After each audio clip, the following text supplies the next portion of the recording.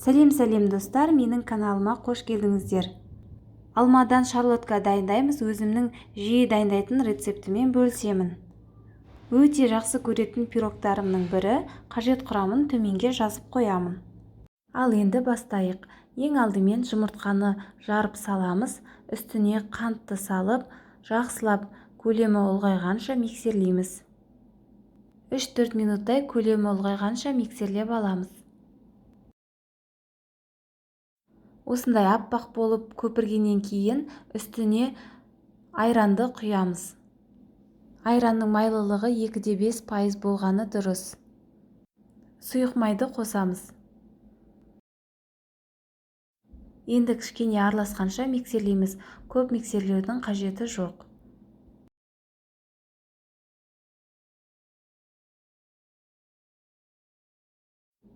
ұн және де шым тұз разрыхителді араластырып аламыз.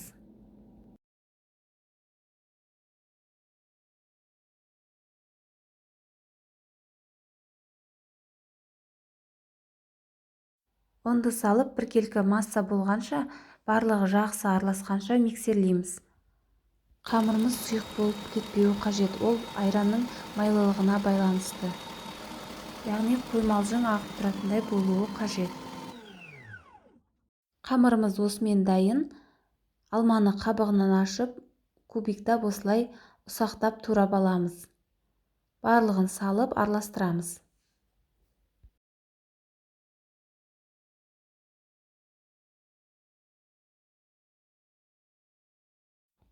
Диаметрі 24 см болатын формаға пергамент қағазын төсейміз, жан-жағын майлап, жаңағы дайын қамырды құйып шығамыз.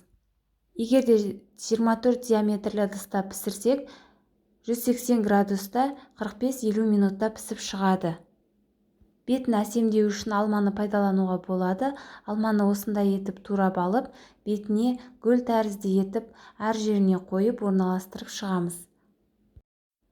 Егер де диаметрі 24 см болмаса, одан кішірек болса, онда пирог кішкене биіктеу болып шығады және де оның пісу уақыты да кішкене ұзақтау болады.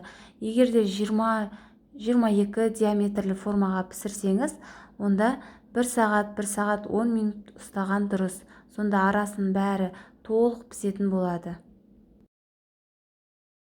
Пирогты алдын ала қызып тұрған пеште 180 градуста 45-50 минутта пісіріп аламыз. Шпажканың көмегімен піскенін тексереміз, яғни құрғақ болса, пирог толық пісті деген сөз. Толық суығаннан кейін формадан аламыз.